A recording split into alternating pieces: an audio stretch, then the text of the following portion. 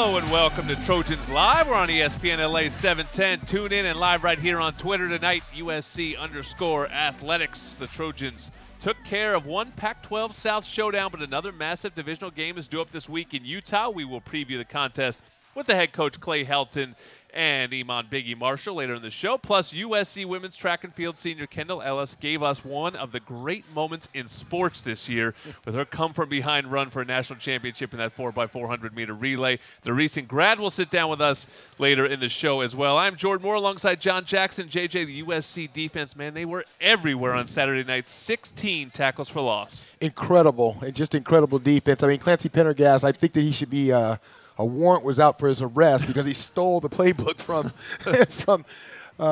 from Colorado. Yeah. It was just amazing. I mean, they were everywhere. They were making plays all over the field. It was just great to see. All right, we're counting down to kickoff with Mito. Swiss watches since 1918, the official timekeeper of USC Athletics. Be the first to own the Fight On limited edition timepiece. True Trojan fans, visit shopmito.com/USC. That's shopmito, MIDO.com/USC. Coach, I mentioned in my intro that Kendall Ellis is joining us tonight. I'm going to start you there because I know you, like all the rest of us, but I know you in particular, all summer that clip almost served as motivation for you. Tell us sort of how you viewed it and how you used it. Yeah, it was just, Oh, we got him on the wrong. Let's just switch headsets for us there. There we go. How about now? Yeah, go ahead. There we go. There we go. It was an inspiration, I think, not only for myself, but I showed our team because I thought that was the true definition of fight on and what it takes to win a championship, that it's hard to win a championship. And you never know what moment is going to do it. You don't know what play or what race or, is it the last segment of a 4x4. And I just thought her reaction, the immediate reaction when the baton was almost bobbled. Usually young people in my 24 years, when they make a mistake, there's a moment of hesitation, and then they start going. In that race, when the baton was almost top, she literally exploded and went right inside the Kentucky. I've watched it 100 times. Right inside the Kentucky runner, saying, I can't even hesitate for a second. I have got to go, and I have to run the race of my life. And it doesn't matter how far ahead she is.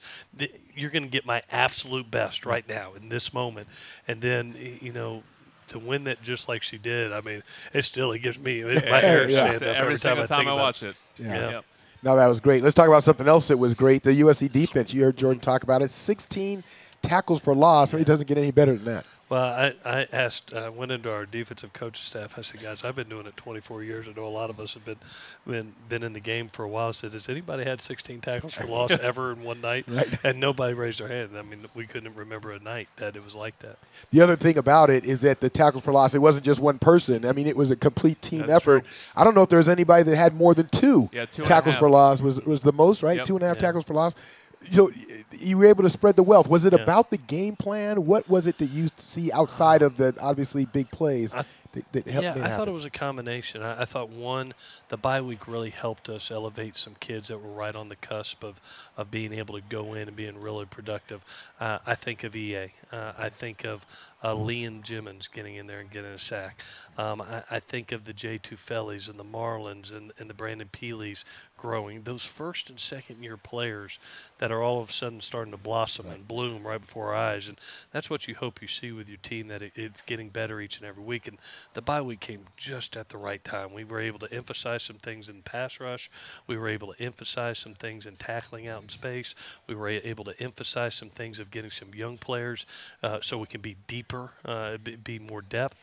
And that's why you see the spread of the wealth on that night, and just so proud of them. I mean, I thought they played together as a unit so well. Yeah, you mentioned Paula EA, and it's interesting about what you said about Kendall Ellis, too, because it goes into my question about him. Usually, or often when I see young players, they don't play as fast as they can because they're thinking, right? They're not sure where they're supposed to go, and so it's hard for them to play fast.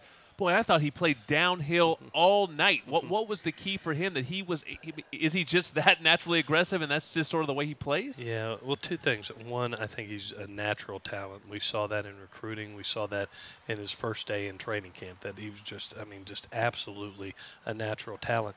But the other thing I made a point to our team today is you never know when your opportunity is going to come. And it wasn't Cam sitting out and just preparing that week. Right. It was training camp. It was 6 weeks of EA preparing each and every week like it was a starter. Even Ruben Peters, when he went did the exact same. There was no lack of production. And I credited them in front of our team saying, you know what, guys, this is a great example of two guys that every week they never knew when it was time because Cam doesn't come out. He's the quarterback of the defense. Yep. He's the one kid that doesn't.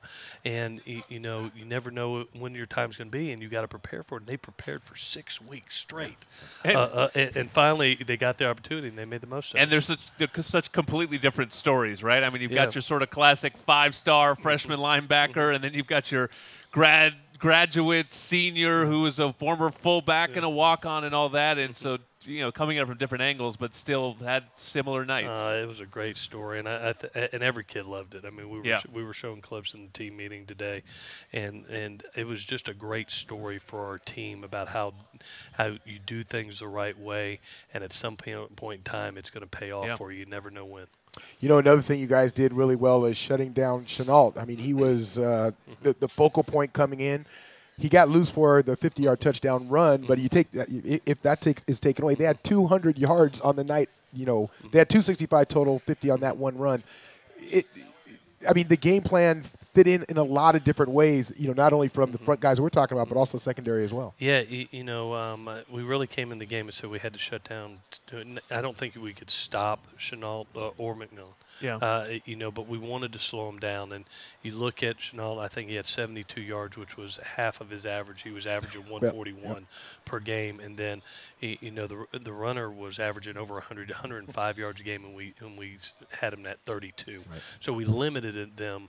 And then we thought if we can do two things. One, if we could get up in the first half and put them in a situation that they hadn't been in, where they truly had to be a passing team and not rely so heavily on the run and the RPOs, where they had to be a drop-back pass team. We thought we could get to the quarterback and make it a hard night for him. Get him off his spot, create some sacks, and hopefully create a turnover or two, and those things happen. Yeah, you got a lot of pressure, and a lot of it came, again, from number 45, and unfortunately that is the downer story of the week. I know something that hurts you. It hurts this football team. For those that don't know, Coach announced that Porter Augustin's going to miss the rest of the season with a fractured ankle. You announced that on Sunday. What does he mean? I mean, unfortunately, it probably is the end of his career. So if you could just sort of sum up his career and what we've seen from him. On paper, 21 sacks in 37 career games. He was always right at the top of the sack list from the moment he arrived as a freshman. Yeah, he's just so special to our team, and it's not only the production on the field, it's the leadership off. I mean, he was the model of what a Trojan is, and I told our team today that everything that he did while he was here embodied what being a Trojan is. He's, in my career, there's about a handful of guys I can put on one hand that I can say that is a truly special individual all the way around. And Porter Augustin is that guy. I don't know if I've seen a guy that cares more about this team or his teammates and his brothers than that guy. He is going to play again. I told him that Saturday night when we found out that, buddy, this is not the end of your career, that it's going to be a long career. You're going to play a long time on Sundays. My sadness is that we don't get to play with you again, and in this brotherhood, and that he was truly on pace for an All-American season, and was playing like an All-American. So I know the NFL will see that. We're just sad as a team because there's no way to replace him. You can put a player in that spot, and he's going to play well, but there's no way to replace that type of man in that position. The one thing is he's a true leader by example, if you ask me. I mean, in terms of how he carries himself. And he's really, from his freshman year to his senior year, he's evolved in every part of his game. I mean, and it's not what you're going to miss. I mean, the production you're definitely going to miss, but it's not just the production. it's his leadership and character as well, right? That's a big part of it for this defense. Yeah, because he set the tone in the weight room. He set the tone of how to practice. Yeah. He set the tone of, hey, come here, young buck. I'm going to show you how to do this. Hunter Eccles, come here. Yep. And let me show you how to do this. Let me progress you. And you just can't replace that. So he's. I'm going to say a big prayer tonight. He's got surgery tomorrow, and hopefully for a speedy recovery. And I can't wait to get him back around us and be back around our team. We're going to get him healthy and let him move on to the next phase. Yep, somebody has to step up, or several people have to step up this weekend. You got a big one coming up in Utah. We will talk about that after the break. Trojan fans, here's a deal for you right now. When you buy 4 select Cooper tires from a participating dealer, you'll score a voucher good for 4 free tickets to a select Trojan football game during Cooper's annual Buy 4 and Score event. Visit CooperTire.com to find a dealer near you. More Trojan talk with head coach Clay Helton next on Trojans Live.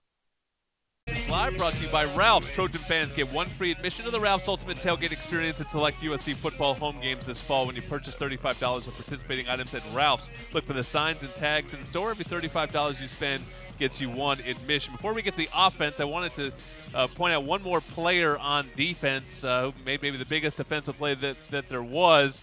Ajene Harris is a guy who showed up as a receiver, coach. He's found the end zone a lot as a defensive back. He has 3 pick sixes. That's actually tied for first all-time in school history. Another outstanding game by Ajene, especially considering Chenault lines up a lot in the slot. So he was tasked with taking on the big guy. I tell you what, too, and when you go back and watch the game tape, look how many tackles he made out in space. We knew that usually the first 20 to 25 plays when you break Colorado down were RPO space plays to try to wear down your defensive line and see if you can get people on the ground, especially number 2. And not only does Ajene come up with a huge play in the game, but he was just so consistent in coverage and most importantly tackling out on the perimeter. And then, that's back-to-back years versus Colorado that he's had a pick 6 that really separated the game and made it a 3-score game on Saturday night. All right, then after that, he comes and he presents you with the game ball. Is that becoming part of a tradition here? Because I notice that's happening more and more often. I tell you what, the kids are so great.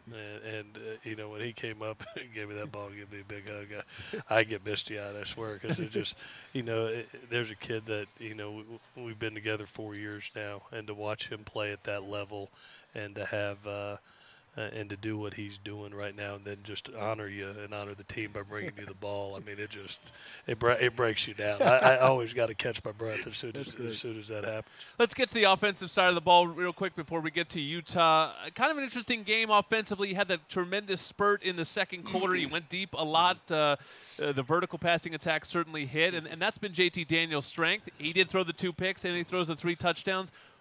Today was Tell the Truth Monday. You watch the film with him, you sit down with him. What did you see on the film? What were the pluses and minuses of everything that you saw? Well, I thought the first 2 interceptions were very young kid mistakes, and we're very truthful about it. That, it made a correct read, not throwing the post on the opening play.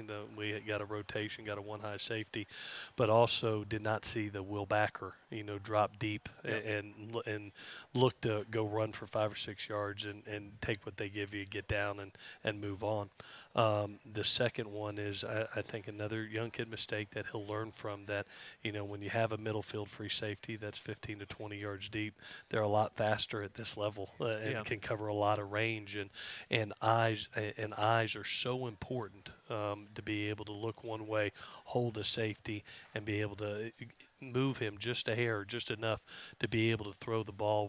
Whether and the other thing he's learning is trajectory. To understand that there's a 3 ball that's a lofty ball. That's great when you got cover 0 and there's no safeties back in there.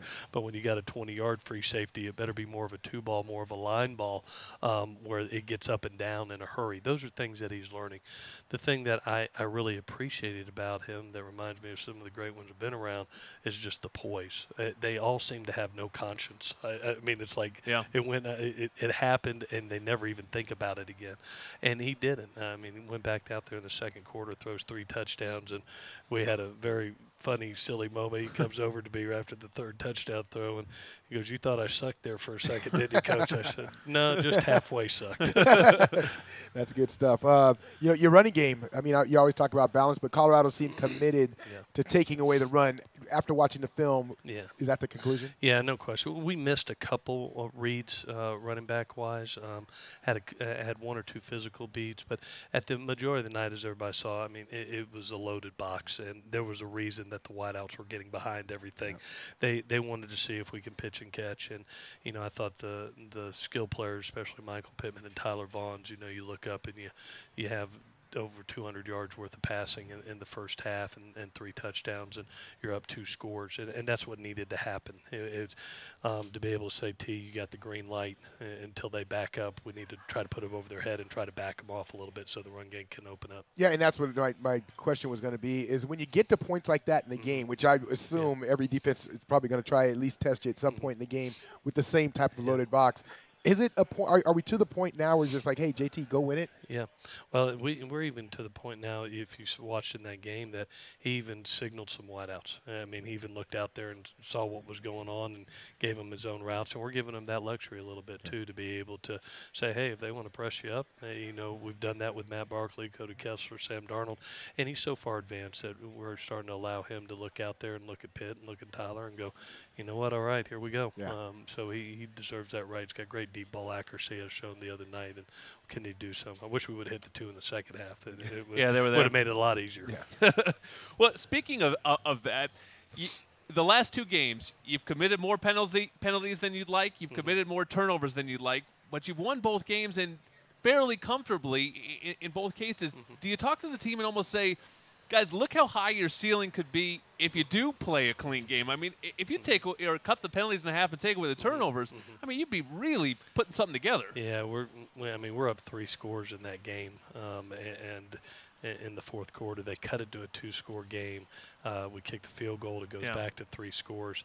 But those are the things that the kids are realizing. They got a little bit better this past week. We got to continue to improve. To understand that, you know, a 3rd and 2 when you toss the ball out there and you get a first down, but it comes back for holding, and that was 3rd and 12. You know, those are hard to overcome, and those cut it away. It keeps drives alive, and all of a sudden you look up and it's an 89-play game defensively. Yeah. You know, so those are things that that the kids are learning, that we point out. We got better from the Arizona week to this past week, but not good enough yet, and they know it, and they're going to continue to get better, and we're going to need to, because this next game is going to be really tough at Rice-Eccles. Yeah, the one thing you would expect when teams load the box would be a lot of pressure and a lot of sacks. The offensive line only gave up 1 sack, so to their credit, with a lot of guys in the box and a lot of pressure coming, they protected him, JT, pretty well. I pointed it out today to the entire team and our offense. We went through every play, and just – I was so proud of the way, from a team protection standpoint, we talk about offensive line, tight ends were involved in that, backs are involved in that, and the quarterback, you know, making the quick decisions and getting the ball out of his hand. It's a group effort when you talk about protection, but I really thought the offensive line did a tremendous job, where it was safety, corner, crossfire. I mean, it was every down somebody was coming, and they did a great job of IDing it, recognizing it, and picking it up. All right, let's talk about this Utah team. This is another sort of de facto Pac-12 South championship game. As you said, if you want to control your own destiny, you had to win last week. You have to win this week. They're playing a whole lot better lately, and it seems like Tyler Huntley's at the center of it, Coach. You know, the first handful of games this season, he had not topped 65% in completion percentage. Last 2, 74% and 81%. How do you make him uncomfortable, get him back down to where he's throwing the ball around the yard and not being so accurate? Well, I don't know if anybody's playing better ball in our league right now than Utah over the last 2 games. And their wins over Stanford and Arizona were just really impressive, and it was all the quarterback. His play is the key to their offense. And I thought, especially last game, he had some incredible deep ball accuracy. I thought they put a great package together against Arizona, where, you know, they used a bunch of play actions. They used different sets, some tight bunch sets to free some people up also. It's a challenge, and I think, you know, the biggest thing for us is we got to try to affect that quarterback somehow, some way, because if he gets gets rolling, they're hard to stop because he's not only doing it with his arm, he's mobile. He's doing it with his legs right now too. Yeah, he put the game time at a perfect time, 6 o'clock on Saturday night, perfect time for Utah to make it a tough environment to play in. I mean, you've been there before, and it always seems like Utah's a much better team at home. They're one of those teams that's much better at home than on the road. I know the high altitude. I played there, and I sort of know it gets a little bit hard to breathe at times. What goes into the difficulty in playing in Utah? Well, you got to have the mentality first that you're walking into a hornet's nest. I mean, I've always been in the league 9 years, and when you walk into Rice-Eccles Stadium, I've been, you know, it's such an unbelievable atmosphere. It's really neat, and their fans are do a terrific job. Third down, the whole place feels like it's rattling when they start jumping, and it's just a great place to play. And that's what college football is all about. It feels like the last 2 years, the games that we've had with them have just come down to the last, whoever had it last, whoever had the last possession.